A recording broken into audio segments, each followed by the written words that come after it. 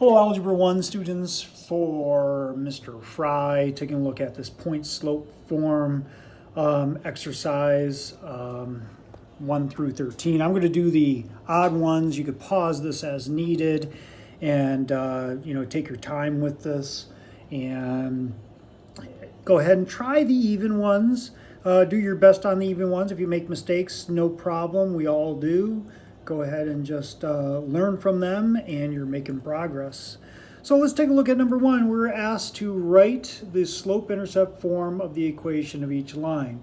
So taking a look at this, we are going to write that in slope-intercept form. Now, what I'm going to do is, the first thing I'm going to do is I'm going to subtract 5 from both sides.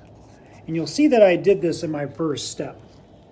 So I subtracted 5 from both sides. Okay, this is the same problem. I just wrote it. I did the first step in bringing it over here onto my notebook paper to save me a little bit of writing. Okay, now I use the distributive property. So negative 7/4 times x is negative 7/4 x. Negative 7/4 times a negative 4, you just do that on your calculator and you get plus 7. And I still have this negative 5. I combine my like terms. These are the only like terms I have here, because this is with an x, I got to leave it alone. This y has got to leave it alone. And notice that 7 minus 5 is 2. Notice that I am in slope-intercept form, which is y equals mx plus b, where the plus b is your, it could be a negative, because you could have a negative intercept. That's your y-intercept.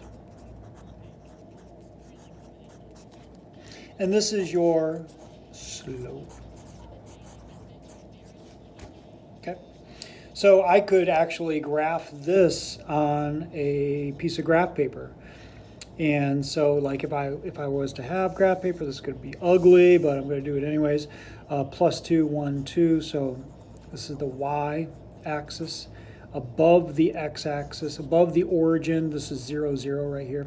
So I go to 1, 2, I place my first point, and then I'm going down 7 over 4. So down 7, 1, 2, 3, 4, 5, 6, 7, and then over 4, 1, 2, 3, 4, right about in here, that would be the graph of this line. That's why we would want it in slope-intercept form. It's easy to graph. You could actually see the graph when it is in slope-intercept form. Now, if you don't know how to do, let's go back a few steps and do that fraction times, when I'm doing the distributive property, negative 7/4 times a negative 4. The way I do it on my calculator,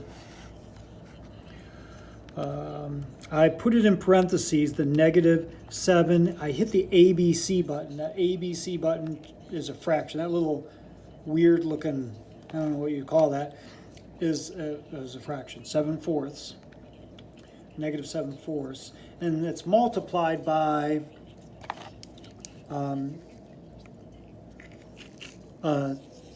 negative 4. It's got to multiply by this number, and it has a minus in front of it. So I'm going to put negative, not minus, but negative 4. I hit equals, and I get 7. Okay. Another way you could do it, I'm pretty sure, I'm just thinking about this right now to make it look more like a fraction. I put it in parentheses because I want to include this negative. That's why I'm putting it in parentheses.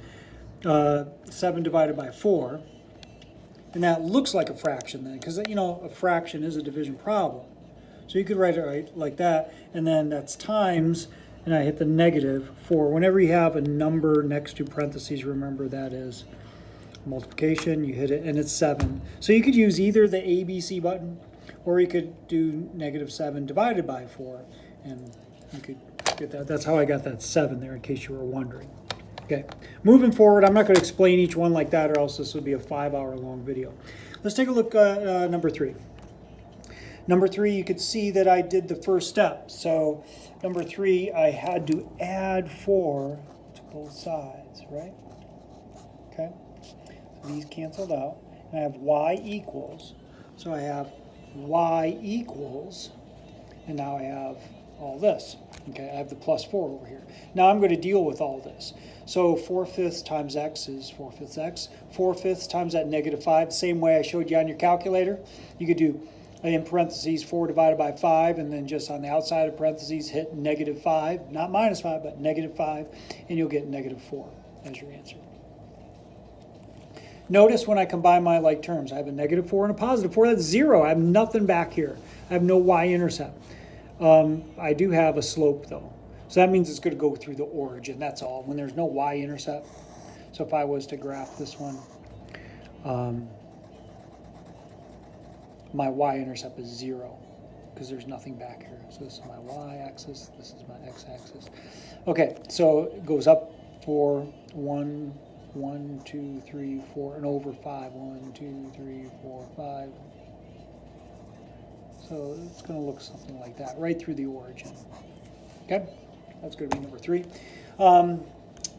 I then go down to number 5. Number 5, we have this point and we have the slope, and we're to put it in point slope form. Here's point slope form. That's the formula where I put my y1 here, I put my x1 here, here's my slope, right? Okay, what's my x1, y1? What am I talking about? Oh, this is your x, this is your y. We only have one of them, so there's your x1 and your y1. That's it. You just plug those numbers in. So I plugged them in. Minus my y1 was 3, so it's -3. My slope, my m, remember slope his symbol is m. I don't know why they chose m, but that's just the way it is. Okay, and so it's 1/4, so I put a 1/4 there. Minus my x1 was 2, so it's -2. And I'm done. It didn't say that they wanted me to go to slope intercept form because I can do what I was doing in 1 and 3, but I guess that's where we stop. Okay, and we'll stop there. Number 7, moving on. Notice this one's a little trickier because I have negatives. See, I have a negative here. And if I minus a negative, it becomes positive. Minus a negative, it becomes positive. Here's my slope. So, minusing a negative became +4. Minusing a negative became +4. Oh, and I never wrote my slope. I just kept it m. It's 9/4. So this is 9/4. Okay.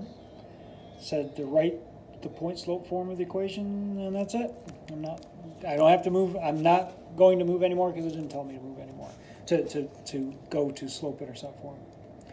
Okay, number 9. Same thing, I had a couple negatives here. Notice though that when I did this, the slope was 0. So slope being 0, 0 times everything in here is going to be 0. And so to get y by itself on one side, now I did move forward just to show you what this means. I mean, I could stop there and just put 0 and it would be x. The +4, because minus a negative. Okay, so it would look like that. And if you stop there, that's fine. But 0 times all this is 0. Okay, and then this was +2. So this would actually be -2 because I'm subtracting 2 from both sides. So actually, this should be down here, 1, 2. So if I was to graph it, that means no matter what x equals, y is going to be -2. Okay? So don't pay attention to this. I had it at +2 to begin with. Good thing I checked that. Number 11. Now I'm given a couple points, and I'm going to label these points. x1, y1, x2, y2. Okay? These are my first xy's. These are my second xy's. Okay? Second pair of coordinates. So I did that because, remember for slope, I have to take my second y minus my first y. And I put that over my second x minus my first x. Okay? So you can see these are here. Remember, subtracting a negative makes it a positive. That's why I have +5 here. So it ends up being 2 minus 3 is a -1 over 0 plus 5 is 5. Okay, now this is my slope. This is my m. Remember, this is my m. This equals m. my slope. So I'm putting that in, and then I might as well use my x1 and my y1 are already labeled over here. It doesn't matter which one you use, because if I was to move forward and go to slope-intercept form, you'll get the same answer. You'll get the same equation, because they're on the same line.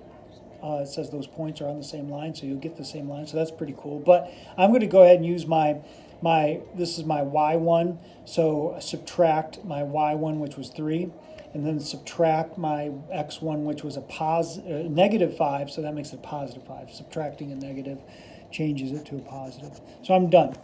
That's as far as I'm going to go, because it says to write it in point slope form. So that's point slope form. Okay, and then number 13, I figured out the slope. This one was weird. I end up dividing by a 0. Whenever you divide by a 0, you're going to get like an error on your calculator. What do I mean? It's going to look like this. So I had negative 2 divided by 0, right? Was that negative 2 or just negative 2 divided by, it doesn't matter. Dividing by, it says error divided by 0. Whenever you get error, that means it's undefined. It's not a no slope problem. It's not like number 9. Number 9, no slope means horizontal. This is horizontal. Not a T, L, sorry. Horizontal. And I meant to do that. Okay, no undefined, whenever you're dividing by 0, this means it's vertical. Okay. Okay, vertical line. So that means no matter what, x is going to equal 1. So I stop there because I have nothing to put in my point slope form for slope. And I just go back and I take a look at the problem. Both of my x's were 1. So that means no matter what y equals, it's going to be on this vertical line. I'm always going to be on this vertical line. Y could equal 3 and my x is 1. Y could equal 2 and my x is 1. Y could equal 1 and my x is 1. You get it? So it's all on this vertical line.